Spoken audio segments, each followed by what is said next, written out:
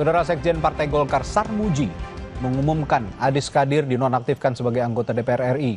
Sarmuji menyebut keputusan ini dalam rangka pendisiplinan dan etika sebagai anggota Dewan. Mencermati dinamika masyarakat yang berkembang, DPP Partai Golkar menegaskan aspirasi rakyat jadi acuan utama perjuangan Partai Golkar. Dan untuk itu, Golkar memutuskan Adis Kadir dinonaktifkan sebagai anggota DPR RI.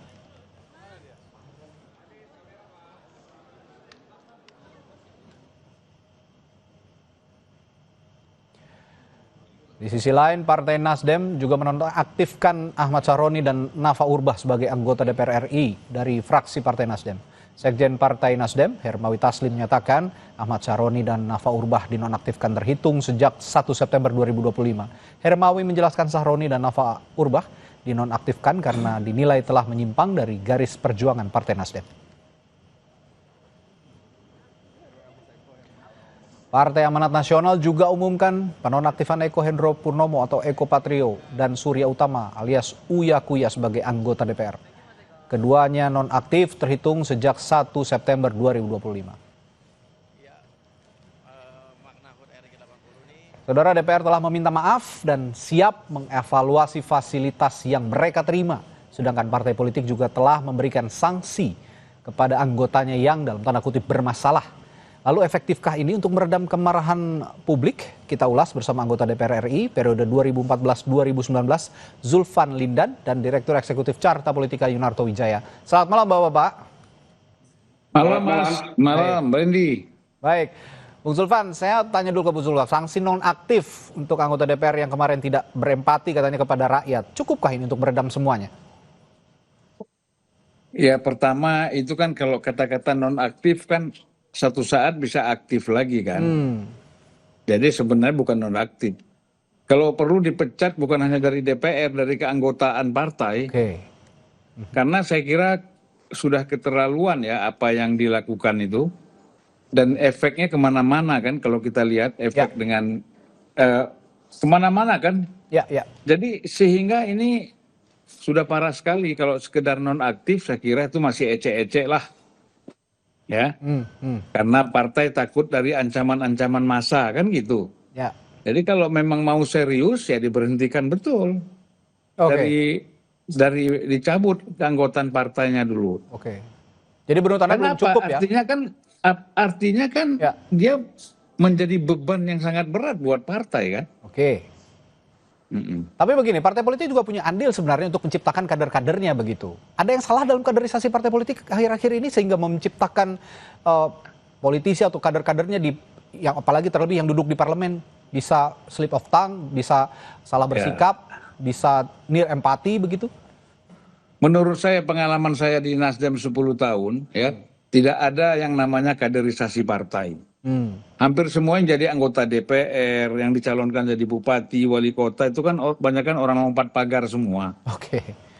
Ya kan? Iya lompat pagar karena tidak percaya kepada kader, karena kalau kader yang maju belum tentu bisa menang. Tetapi kalau mantan bupati jadi anggota DPR, mantan pengusaha jadi caleg DPR dan lain-lain itu diharapkan justru bisa menarik suara supaya bisa menang, mendapatkan kursi kan. Nah, tapi kalau misalnya kader sendiri tidak yakin partai politik dengan kadernya sendiri bahwa ini akan membawa kursi untuk kemenangan. Bukan hanya Nasdem, hampir semua partai seperti itu. Kita lihatlah kan banyak artis yang dia bukan kader tiba-tiba muncul jadi caleg, pengusaha, bupati, mantan wali kota, mantan bupati, mantan gubernur, hampir rata-rata kan seperti itu. Nah itu yang saya katakan kemarin itu, ini akhirnya apa? Muncullah yang namanya anggota DPR karbitan itu. Banyak kader ataupun bukan kader lah ya, banyak individu yang loncat pagar, Bung Toto, Mas Toto. Bagaimana melihat hal ini, fenomena ini, dan akhirnya memunculkan sikap-sikap yang saya sebutkan tadi, dan akhirnya bisa memunculkan kemarahan publik? Saya malah tergelitik ya dengan istilah Mas Radi tadi, bahwa ini apakah bisa untuk meredam kemarahan publik. Saya merasa seharusnya yang tepat bukan istilah itu. Harusnya dimulai dari kesadaran. kalau hanya sebatas pada meredam kemarahan publik, artinya kan ini keterpaksaan. Artinya kan ini hanya karena kebetulan viral. Jadi jangan-jangan partai selama ini sudah tahu kelakuan buruknya, beberapa kadernya, beberapa anggotanya, tapi selama tidak viral ya nggak apa-apa. Nah, ini yang berbahaya. Nah, dalam konteks itulah kemudian partai akhirnya akan membiarkan budaya-budaya karbitan tadi, perilaku-perilaku yang selama tidak viral tidak membuat masalah, selama ada kontribusi finansial buat partai, selama ada kontribusi elektoral buat partai, hal-hal yang dianggap sebagai etika atau value dengan sesuai dengan nilai partai itu tidak dijadikan KPI, tidak dievaluasi, tidak dibuat laporannya. Nah ini kan problem klasik ya, yang pertanyaannya selalu muncul setiap 5 tahun. Pertanyaan mengenai kenapa artis tiba-tiba bisa jadi caleg, lalu kemudian kenapa tidak ada kaderisasi, dan memang ini tidak pernah diniatkan untuk diubah secara sistemik, Mas Radi. Contoh misalnya, kalau kita mau berbicara mengenai aturan, kenapa sih tidak dibuat aturan misalnya untuk menjadi calon anggota DPR di dapil tertentu, ada aturan misalnya dia pernah tinggal di daerah tersebut misalnya selama beberapa tahun. Kita bisa berdebat mengenai selama beberapa tahunnya. Ketika ada seseorang bisa menjadi caleg DPR atau DPRD misalnya, caleg DPR lu nggak main-main mewakili di level nasional, itu tidak ada aturan yang misalnya memaksa bahwa dia beberapa tahun pernah menjadi kader di partai tersebut, sehingga bisa dipertanggungjawabkan bahwa dia memang punya track record sesuai dengan partai tersebut. Ini kan tidak pernah memang dengan niat dibuat dalam sebuah aturan. Inilah yang kemudian menyebabkan setiap 5 tahun kita melihat dan bertanya tentang hal-hal yang sama. Ngomong-ngomong orang partai, Bung Zulfan ini juga kan lama di partai ya, di DPR juga 2 periode begitu. Ya, ini juga sebagai representasi partai. Nah, yang disebutkan oleh Bung Toto tadi, saya tertarik begitu. Benar nggak bahwa sebenarnya partai politik itu sebenarnya tidak sadar dengan kelakuan kadernya yang minus, baru disadarkan dengan sesuatu yang viral? Iya, itu benar. Saya kira memang selama ini kan kontrol partai terhadap anggotanya itu kan lemah. Ya, artinya secara kualitatif maupun secara kuantitatif.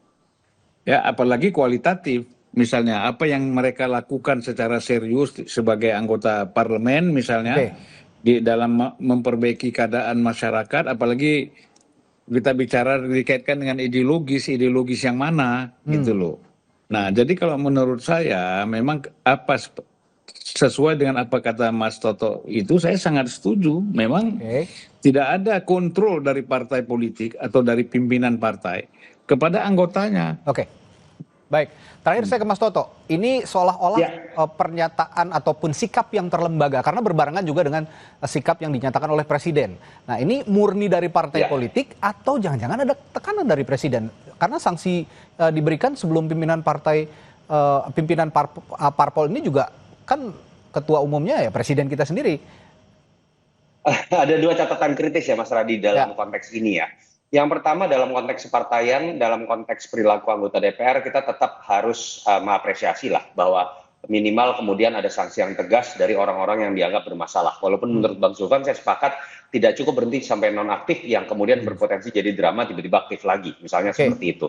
Tetapi di situ ada catatan, bagaimana partai-partai ini nanti kita akan uji. Apakah sekedar karena ketahuan viral, apakah karena kemudian menyelesaikan masalah secara temporer, atau ada sebuah kesadaran baru. Bagaimana cara mengukurnya? Ada perubahan sistem nggak? Ada perubahan aturan nggak? Mereka nanti memberikan laporan nggak? Absensi, memberikan laporan nggak tentang dana reses? Kalau partai memang niat, partai bisa menjadi wadah untuk kemudian membuat aturan-aturan baru yang kemudian membuat masyarakat bisa percaya bahwa memang ada perubahan di situ. Yang kedua, saya tetap ingin memberikan catatan juga. Menurut saya problem kemarahan publik tidak sekedar ada di lembaga legislatif, tapi ada di beberapa kebijakan yang sifatnya kontroversial dan seakan-akan publik tidak tahu cara menyalurkan aspirasi ketika ingin mengkritik, ketika ingin menyampaikan saran dan masukan. Karena anggota DPR nggak menjalankan fungsi pengawasannya. Kenapa? Karena udah deal ketumnya dengan Presiden. Kenapa? Karena sudah dibagi jatah menteri. Pada titik itu semua akan menjadi mandul dan menurut saya kita akan lihat ke depan apakah memang akan terjadi sebuah perubahan di situ. Ya, saya berharap yang terakhir tadi disebutkan oleh Bung Toto, ada kesadaran baru dari partai politik untuk mengubah secara sistemik apa-apa yang selama ini salah begitu. Termasuk tadi ya, kesadaran soal etika, kesadaran soal bersikap dan lain-lain. Terima kasih Bung Toto dan juga Saya mau tambah sedikit satu menit. singkat saja Bung Zulfan karena sudah Ya. habis waktu kita. Sorry. Jadi menurut saya Ya. ini karena pimpinan partai ini ketakutan didemonstrasi oleh massa, Oke. akhirnya mereka lakukan itu gitu loh. Bukan karena kesadaran. Bukan kayak kesadaran. Oke, tapi saya tetap berharap sebagai warga negara Indonesia tetap berharap karena partai politik representasinya ada di parlemen, ya tentu saja parlemen itu bagian dari pemerintahan. Meskipun ini fungsinya juga merupakan checks and balances, saya tetap berharap sistem berpolitik melalui partai politik ini bisa benar-benar berubah, termasuk menanamkan kader-kader terbaiknya untuk bisa lebih berempati pada publik. Terima kasih Bung Zulfan dan juga Mas Toto sudah berbagi pandangannya di Sampai Indonesia Malam. Terima kasih. Yuk. Sehat selalu. Sampai jumpa. Dan saudara, setelah jeda kami akan kembali dengan informasi lainnya di Sampai Indonesia Malam. Tetaplah bersama kami.